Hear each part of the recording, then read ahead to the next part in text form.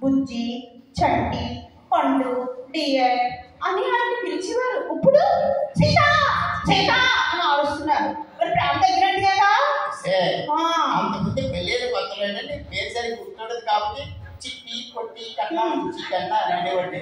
పెళ్ళేది కన్నా లేదు కదా, పేరు తెలుసుకుంది కాబట్టి సీత అనిపించాను అంతే. తగ్గిపోయింది. భార్య భర్తల బంధం అంటే ప్రేమ తగ్గిపోవడం పట్టడం అది ఉండదు.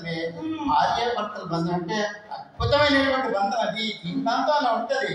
నీకు భార్య భర్తల బంధం గురించి ఏం తెలుసో చెప్పు. అసలు ఎందుకు తగ్గిపోయింది నేను చెప్తాను. అండి, భార్యాభర్తలు బంధం అంటే 2 బండి చక్రాలు ఉంటాయి కదా, అలా ఉండాలి. బండి చక్రాల్లో ఉండాలి.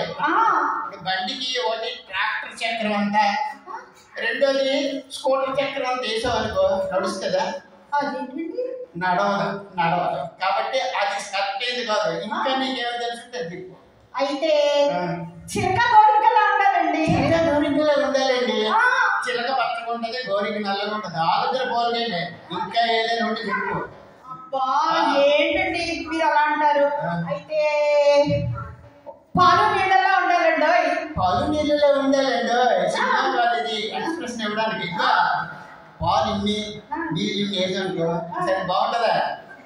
కాదు. అందుకోసం ఇంకా ఏదైనా చెప్పు. లేటెస్ట్ ఏదైనా చెప్పు. అబ్బా నాకేం గుర్తు రావట్లేదండి. గుర్తు రాదు కానీ మొగం మార్చేస్తావు. ఏదైనా సరే ఇంకో అసలు విషయం చెప్తాను చూడు. భార్య భర్తల బంధం అంటే సెల్ ఫోన్ కి సిమ్ కి ఉన్న సంబంధం అన్నమాట. అదేంటండి సెల్ ఫోన్ కి సిమ్ కి ఏంటి సంబంధం? చెప్తాను. నేను సెల్ ఫోన్ ని, నువ్వు సిమ్ వి. నువ్వు లేకుండా ఈ సెల్ ఫోన్ పనిచేయదు కదా. ఓ కరెక్టే నండి. సిమ్ లేకుండా సెల్ ఫోన్ పనిచేయదు. అంటే నువ్వు లేకుండా నేను పనిచేయను. అయితే కాబట్టి భార్య భర్తల బంధం అంటే సెల్ ఫోన్ కి సిమ్ కి ఉన్న సంబంధం. అవునా? అయితే నేను లేకపోతే మీరు పనిచేయను అసలు పనిచేయను. అమ్మయ్య నేనుంటేనే మీరు పనిచేస్తారు. అయితే ప్రేమ ఉంది.